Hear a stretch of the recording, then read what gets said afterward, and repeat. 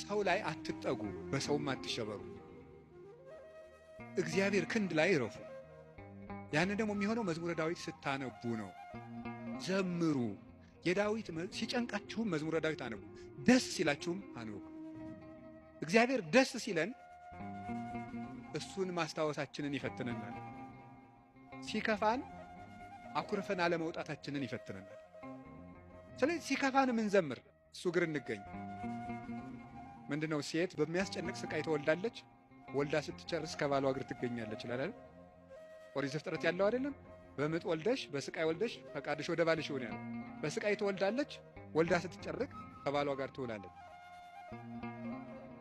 ይሄ ማለት አንዲት ነፍስ በመከራ ተጨንቃም ከሙሽራዋ ክርስቶስ እግር ነው መገኘት ያለበት። ትርጉሙ ይሄ ነው፣ መንፈሳዊ ትርጉሙ። የቅዱስ ዳዊት መዝሙር ደግሜ ነው የምነግራችሁ። አሁን ምናልባት እዚህ ቤተክርስቲያን ውስጥ ተመልሼ ብመጣና ባስተምር ሌላ ቀንም ስለ መዝሙረ ዳዊት ልናገር ይችላል።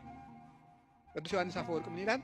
ስብከት እንዳሻሽል ከፈለጋችሁ እናንተ ያለባችሁን ችግር አሻሽሉ ብሏል።